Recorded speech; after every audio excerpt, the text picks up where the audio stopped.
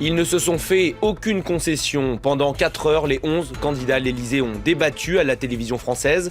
Un format inédit et des échanges parfois musclés sur l'Europe et l'emploi notamment.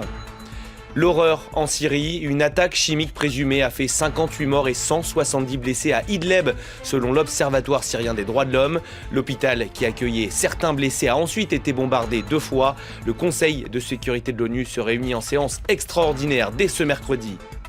La Guyane, toujours dans l'impasse, ce mardi, des délégués des manifestants ont décidé d'occuper le centre spatial de Kourou.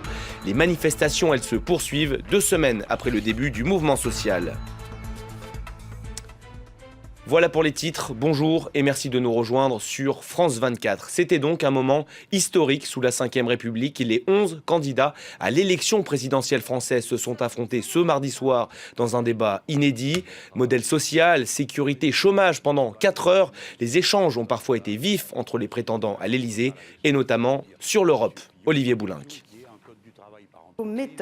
L'Europe s'est très vite invitée dans ce grand débat, alors que la discussion portait sur le thème de l'emploi, la directive sur les travailleurs détachés est mise sur la table. Du premier jour de mon élection, je supprimerai la directive travailleurs détachés. C'est inacceptable que des personnes viennent de Roumanie, de Pologne, d'Espagne et ne payent pas les charges sociales quand nos artisans, nos indépendants les payent. Cette directive autorise des entreprises à employer des salariés selon le régime de sécurité sociale de leur pays d'origine. Jean-Luc Mélenchon, qui veut renégocier les traités, s'est vanté d'avoir voté contre cette mesure au Parlement européen. Il s'est opposé à Marine Le Pen, qui critique cette politique, mais qui s'est abstenue au moment du vote. Je ne veux pas de cette directive détachement, même si on respecte la loi, je la trouve profondément irréfléchie pour les travailleurs, parce qu'elle crée une priorité en réalité étrangère à l'emploi, puisque le travailleur étranger est moins cher que le travailleur français. Vous voulez répondre, Jean-Luc Mélenchon ? Oh, je lui ai dit qu'elle s'était abstenue, elle en convient, tout me va. La présidente du Front National a proposé un référendum sur la place de la France dans l'Union.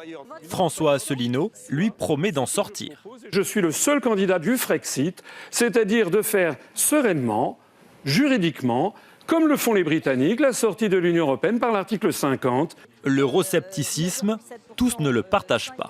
Celles et ceux qui protègent les Français en disant en effet on sort de l'Europe et les autres qui seraient pour le laisser aller. Non, l'Europe, elle permet de protéger. Hors de question pour François Fillon de quitter l'Union. Lui préfère réformer son fonctionnement. On a besoin que l'Europe laisse tomber toute une série de réglementations et de politiques qui sont conduites de manière inutile et inefficace. Et on a besoin que l'Europe se concentre sur quelques objectifs stratégiques. Pour Benoît Hamon aussi, il faut changer la politique menée au niveau européen, et ce de concert avec l'Allemagne.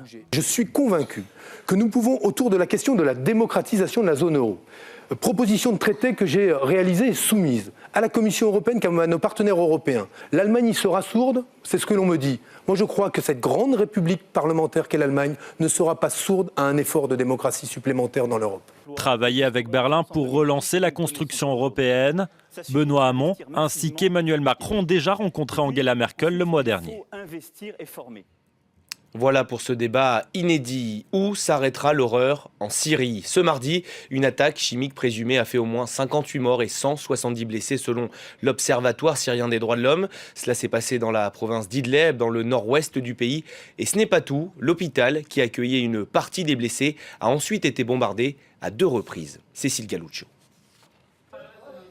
C'est un médecin bénévole de la province d'Idlib qui filme pour montrer au monde entier les ravages du gaz toxique. Car pour lui, aucun doute, Khan Cheikhoun, la ville du nord-ouest de la Syrie, a bel et bien été la cible d'une attaque chimique. Ce n'est pas du chlore, nous ne sentons pas le chlore sur ce patient. Les attaques au gaz continuent chaque jour et rien n'est entrepris pour les arrêter. Nous allons garder tous les vêtements comme preuve dans des sacs scellés. Si quelqu'un veut enquêter, s'il vous plaît, contactez-moi, on a les preuves. Vers 6h30 du matin mardi, les habitants d'Idlib ont été tirés de leur sommeil par des bombardements aériens. Depuis, les hôpitaux de la région sont débordés. Intoxication, suffocation, évanouissement. Parmi les victimes, de nombreux enfants. J'étais endormie quand on a été frappé. Je suis allée dehors avec papa, mais il y avait des blessures sur ma tête. Je me suis endormie et je me suis réveillé ici. D'autres hôpitaux sont mieux équipés et disposent de fioles d'antidote, mais pas assez, compte tenu de la violence de l'attaque. Nous avons dû transférer des patients en Turquie, mais malheureusement la distance est longue et pendant le trajet, beaucoup de personnes meurent. Pour l'heure, l'Observatoire syrien des droits de l'homme n'est pas en mesure de donner la nature du gaz, ni même l'origine de cette frappe aérienne. À plusieurs reprises par le passé, des accusations d'utilisation d'armes chimiques ont été émises, notamment dans la région de la Ghouta, près de Damas, en août 2013. L'ONU avait alors parlé de preuves flagrantes d'utilisation de gaz sarin. Les pays occidentaux avaient tenu le régime syrien responsable de cette attaque. Damas l'avait imputé aux rebelles. Le Conseil de sécurité des Nations Unies se réunira en urgence dès ce mercredi. Washington, Londres et Paris ont déjà mis sur la table un projet de résolution. De nombreuses chancelleries donc n'ont pas tardé à pointer du doigt le régime syrien qui a démenti catégoriquement toute implication. Le secrétaire d'État américain Rex Tillerson a prévenu Bachar el-Assad doit rendre des comptes. Gallagher Fenwick est notre correspondant à Washington. Le communiqué de la Maison-Blanche est court, mais il faut faire très attention au langage qui est employé par l'administration américaine qui parle d'un acte odieux, qui dit que cette attaque contre des femmes, des enfants, des innocents est répréhensible. Ce qui est intéressant, c'est que l'administration américaine mentionne la date de 2012, qui est l'année durant laquelle le président, d'alors le démocrate Barack Obama, avait dressé une ligne rouge dans le sable, semble-t-il, en disant que si des armes chimiques étaient utilisées par le régime de Damas, eh bien les Américains répondraient. Et puis ensuite, il y avait justement eu ces utilisations avérées, surveillées, observées, rapportées par des organisations, des membres de la communauté internationale sans que les Américains n'interviennent. Et c'est peut-être la raison pour laquelle eh bien, la nouvelle administration, la républicaine de Donald Trump, se sent la liberté de tenir en partie pour responsable de ce qui se passe actuellement en Syrie, et notamment cette attaque chimique à Idlib. Eh bien, le prédécesseur démocrate, ça a beaucoup fait réagir. Le porte-parole de la Maison-Blanche s'en est justifié en disant que c'était à cause de ce genre de pratiques, de paroles irresponsables qui n'avaient pas été suivies de faits, et bien qu'aujourd'hui Bachar el-Assad se sent la liberté d'agir ainsi, puisque la Maison-Blanche tient effectivement le régime de Bachar el-Assad pour responsable de cette attaque au gaz sur la population d'Idlib. En même temps, cette Maison-Blanche refuse d'expliquer, ou plutôt de dire s'il va y avoir des conséquences, tout du moins du point de vue des Américains, si les Américains vont engager des actions de représailles, puisque vous le savez, Donald Trump se vante d'être quelqu'un d'imprévisible, et c'est une doctrine qu'il veut appliquer aussi en matière de politique étrangère lorsqu'il y a des situations de guerre comme celle-ci. En Russie, les enquêteurs annoncent avoir identifié l'auteur de l'attentat suicide commis lundi dans le métro de Saint-Pétersbourg. Il s'agirait d'un homme de 22 ans, né au Kyrgyzstan et de nationalité russe. Le bilan s'est alourdi ces dernières 24 heures puisque les autorités parlent désormais de 14 morts, dont vraisemblablement le kamikaze Etanagi. À l'entrée de la station, les passants déposent quelques fleurs en hommage aux victimes. Dans les couloirs du métro de Saint-Pétersbourg, la sécurité a été renforcée, mais le souvenir de l'attentat est encore dans tous les esprits. Les gens étaient très choqués et ne réalisaient pas l'ampleur de la tragédie. Tout était confus. J'ai vu plusieurs personnes blessées transportées dans des ambulances et ça criait de partout. Il est environ 14h30 ce lundi, lorsque le métro termine sa course dans cette station après la déflagration. Certains passagers se précipitent dehors, passent à travers les fenêtres qui viennent d'être soufflées. D'autres se frayent un passage difficilement, puis les premières victimes sont évacuées. Selon la ministre russe de la Santé, le bilan s'élève désormais à 14 morts et une cinquantaine de blessés. Les autorités affirment avoir formellement identifié l'auteur présumé de l'attentat, un jeune homme de 22 ans originaire du Kyrgyzstan. Un pays qui, avec la Tchétchénie et l'Ouzbékistan, a vu un nombre important de ses ressortissants rejoindre les rangs du groupe État islamique en Irak et en Syrie. Mais pour l'heure, l'attentat n'a pas été revendiqué. Et sachez qu'en signe de solidarité avec les victimes de cet attentat, la Tour Eiffel s'est éteinte ce mardi soir à minuit, heure de Paris.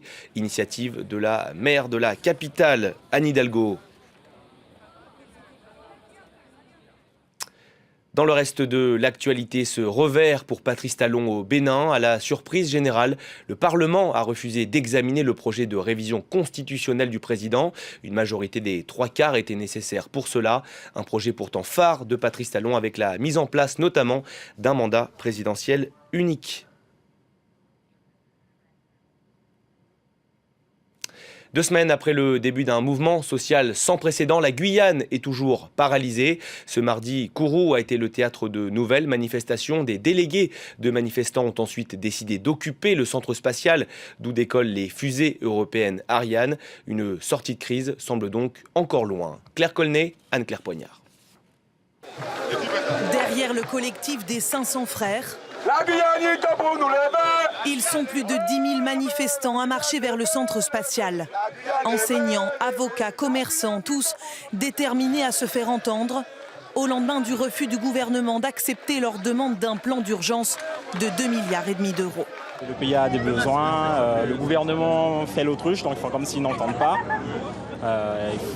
Fallait que je sois là. On est venu, comme pour tout le monde, pour revendiquer un petit peu de non-violence, la sécurité, la santé, l'éducation. Le but, atteindre le centre spatial de Kourou, fleuron industriel d'où sont lancées les fusées Ariane, un site stratégique pour la France. Le centre spatial, c'est un peu la seule chose que la métropole connaît de la Guyane et c'est un symbole parce qu'il n'y a pas que ça, bien au contraire, il y a des gens qui sont en souffrance tout autour et on pense qu'à cette fusée et c'est pas normal. Aux portes du site, directeur du CSG, le directeur accepte de recevoir une délégation de 30 manifestants. Une demi-heure de discussion. Les grévistes veulent rallier à leur cause les responsables du centre spatial. Mais à la fin de l'échange, la délégation refuse de quitter le site. Un sit-in toujours en cours à l'heure actuelle. Et c'est la fin de cette édition. Merci à tous de l'avoir suivi. On se retrouve dans un peu moins de 20 minutes pour un nouveau journal. À tout à l'heure.